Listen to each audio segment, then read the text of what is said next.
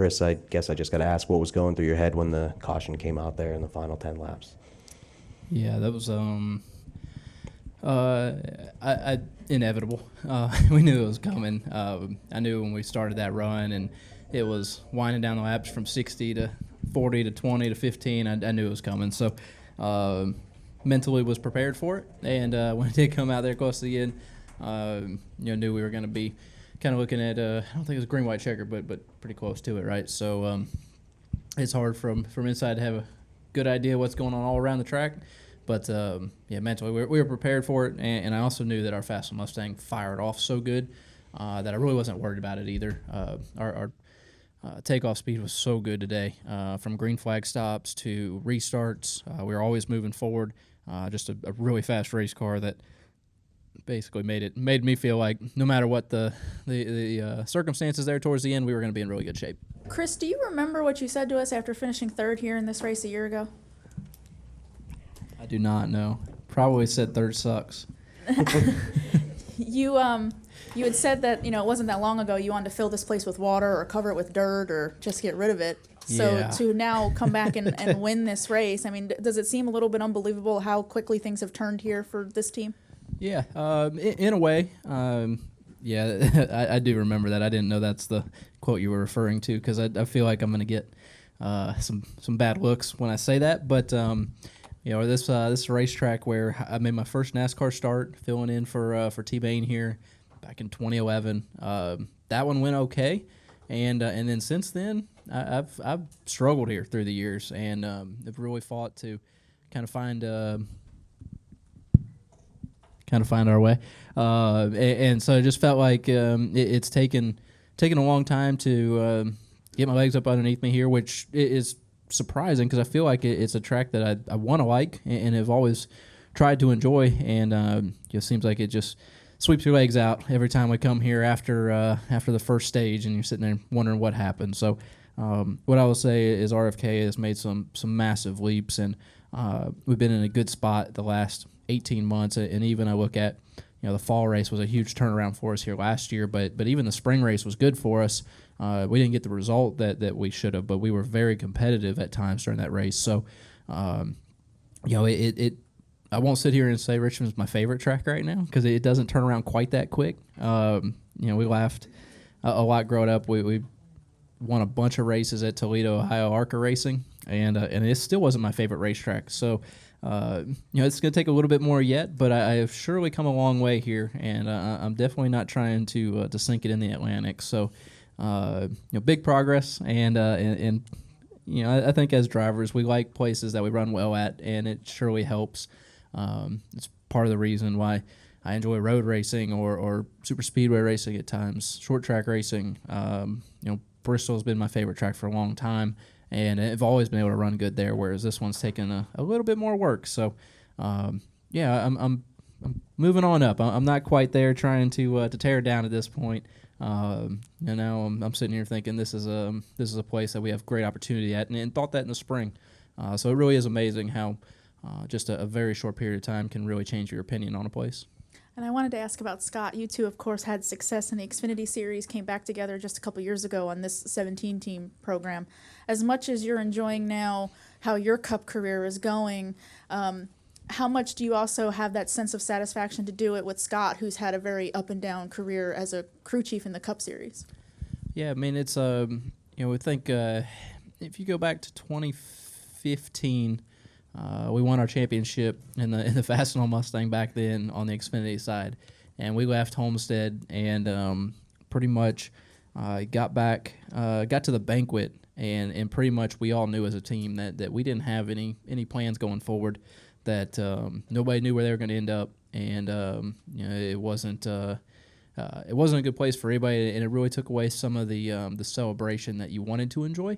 When you're sitting there knowing that everybody's got to figure out what they're going to do for work the next year, and so to be able to reunite with Scott on top of the box, and to be able to have that success, to have Mike Herman Jr. on the spotter stand again, like we did back then as well, and kind of picking up where we had left off several years back now, that gives you a good sense of satisfaction is we're all able to work together and start to recreate some of the successes from back then. So, it's surely a big win this time, knowing that this gives us a playoff eligibility. The Bristol win, the night race last year, is top of my bucket list, and ecstatic to win that race. The thing it was missing was the fact that we weren't in the playoffs at that time. So now we get to go win another Bristol race, and that'll send us into the next round, and then that just gives us a whole extra level of confidence going into these last 15 races on the season. So pretty awesome.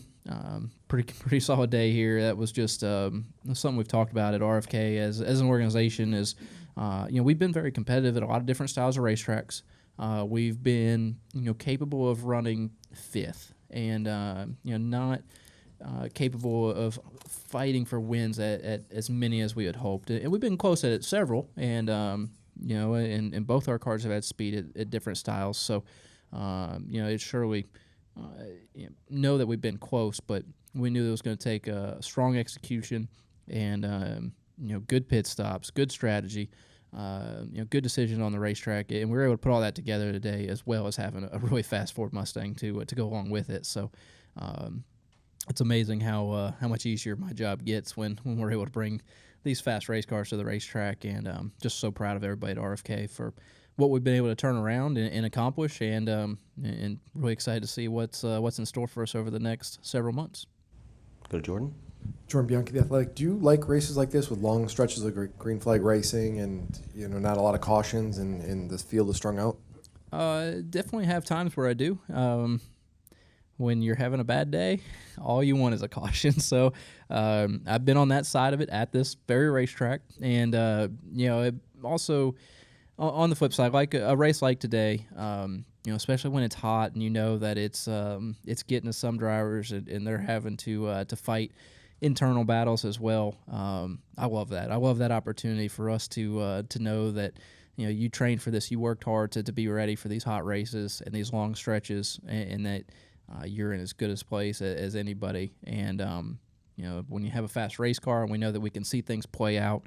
When we fire off into some of these runs, and everybody on the box has a strategy picked out and that we're committing to, we get to see that play out. Not get something to really throw off half the field. Similar to like Atlanta, when the caution just comes at the wrong time and haven't been able to quite cycle everything out. That's very frustrating. So yes, in a lot of ways, I like to see everything be able to play out and take into account all the different aspects of our sport and see everything play out in a way that everybody gets to see their part in it come around and see how their decisions impacted the day and how that got us to victory lane. You were effectively in the playoffs before today. I mean, things would have had to go completely sideways for you, and some other things would have happened. But now you're in. And has that really kind of sunk in that you're in the playoffs, and what does that mean? It means we don't have to talk about points anymore, and I love that. So I've been fairly vocal for myself, especially. Not one to shout, but I hate points racing. I've always hated points racing, and I didn't want us to get in that trap that the 17 team was points racing as we've been heading towards the cutoff for the playoffs, and I've said that consistently, and we've talked about that as a team that.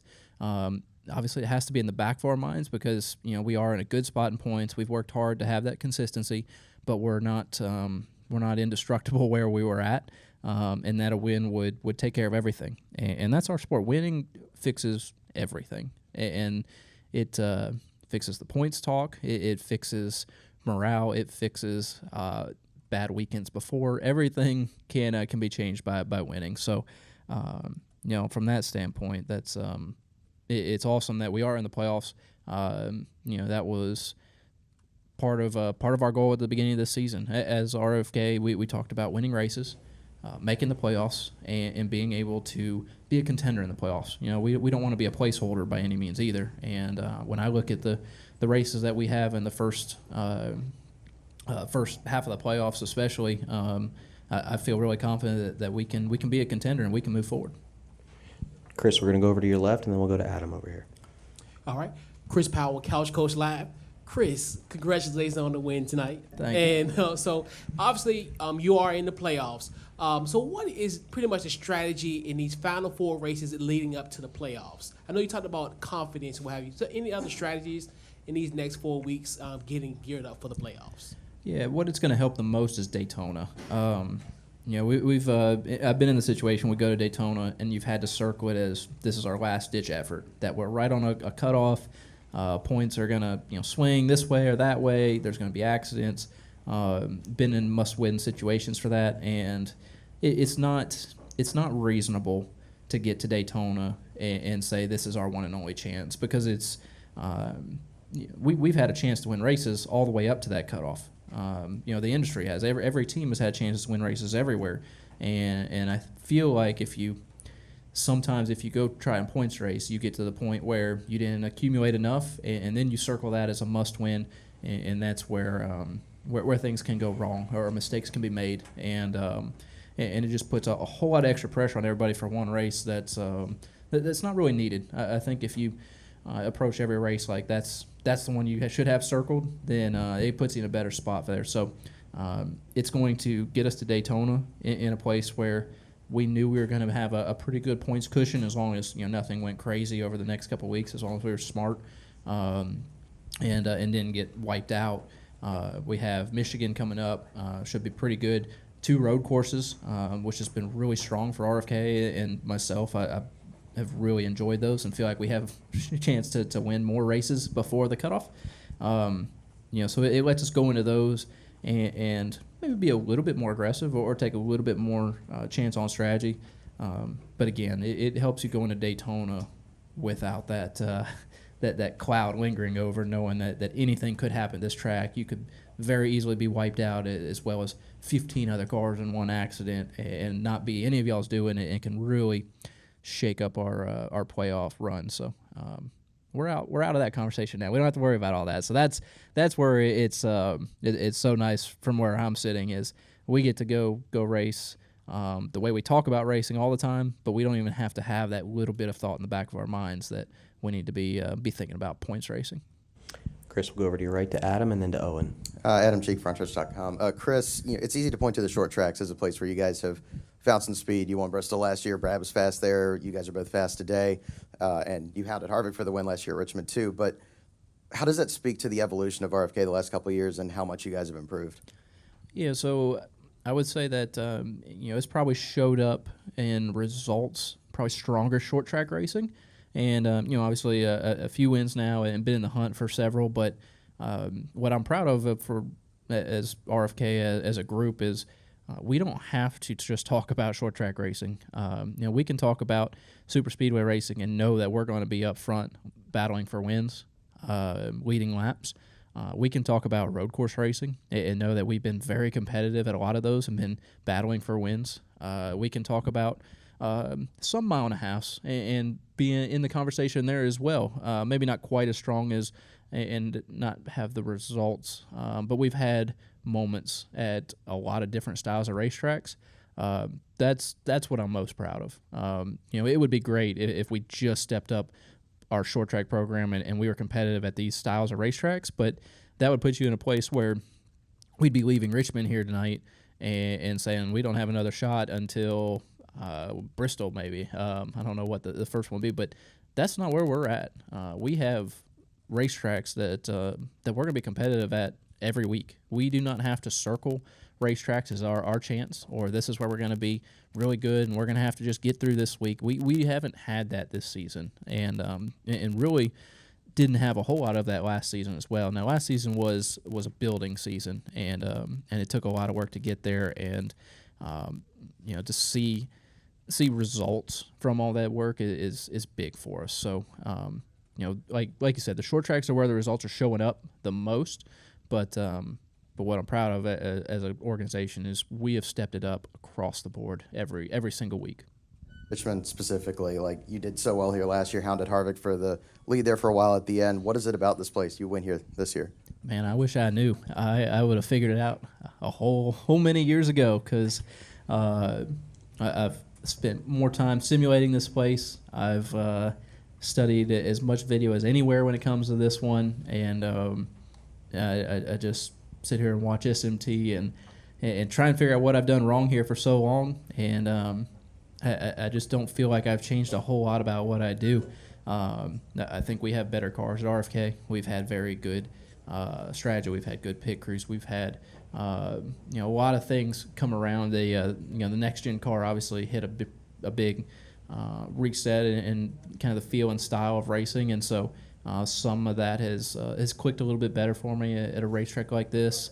Part of you says maybe the shifting has changed it, but even today there was large parts of the race where we stopped shifting. So I don't know that that's necessarily it. It's I don't have the right answer for that one, and because if I did, I would have changed something a really long time ago. Go to Owen and then back left. Hey, Chris. Owen Johnson, Cupscene.com. How helpful is this performance to get growth at RFK, especially on the sponsorship and financial side? Yeah, I mean, we obviously had a large showing of Fastenal guests here, and our partners with Navistar here, and a massive group from BuildSubmarines.com here for the weekend.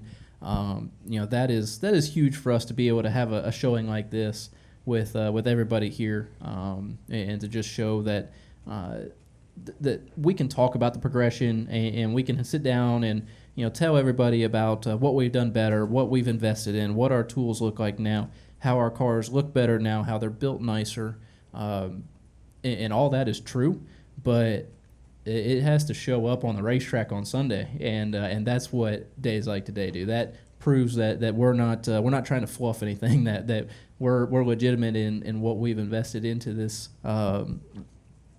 program and what everybody's working on to make sure that we are competitive, that we are not okay with running top 10. That's a huge step in the right direction from a couple years back, but we weren't sitting stagnant, and so that's it's special to have such a large presence here from our partners, and to be able to make this happen today was definitely big. Go to Steven on your left over there, Chris. Hello. First of all, congratulations, Steven Sykes and Live and Global Media. Thank you. Two questions. One, what was your track strategy regarding your tires and fuel with today coming from practice? Because there was a lot of different drivers say they were a little bit tight and loose, and everybody from the various broadcasts was saying to their teams, we need to loosen up, or they were spinning out in the back. The second question is coming from New Hampshire in the previous races, the one you finished like third, the other ones were like 10, 15, 13. What was the mindset in terms of getting to Richmond to change to get here? Yeah, it's a good question. For kind of to start your second question, we've found a baseline that's helped us, kind of show up every week with something that's more tried and true, and kind of trying to tune around that and use our tools to improve on it. So, we're not sitting still. What we did today was not what we ran here in the fall and last year, and we know that our competition is not sitting still, and we can't either. So, you're constantly working to make improvements, and so yes, we would go back to New Hampshire and look at some of the things we liked from there and some of the things we didn't. We've looked at things from Phoenix at the beginning of the season. We've had stuff that's come from road course racing that we've been able to apply. There's a constant building process. It's probably escalated with this car and the schedule that we have with our 20-minute practice sessions. It goes so fast. We're very limited on what we can actually adjust in that moment or in those 20 minutes. So we have to rely on what we learned from the previous race to continue to get better. And so that's definitely something that we're working on week in, week out, and we're constantly looking back through notes from the last race that has anything applicable to this style of racetrack. And so, when you look at that, and then kind of talking about balance and practice, we were in the first group, which was great for practice because we fired off on a green racetrack, put down some stupid fast laps. And, we averaged out first on long run speed, and I'm sitting here thinking, oh, we're in a great place. And then we went to qualify. and then that Group 1, the entire Group 1 struggled. And that kind of dejects you a little bit. That kind of kicks you right back down. So, qualified, was it 26 maybe? It was deep in the field.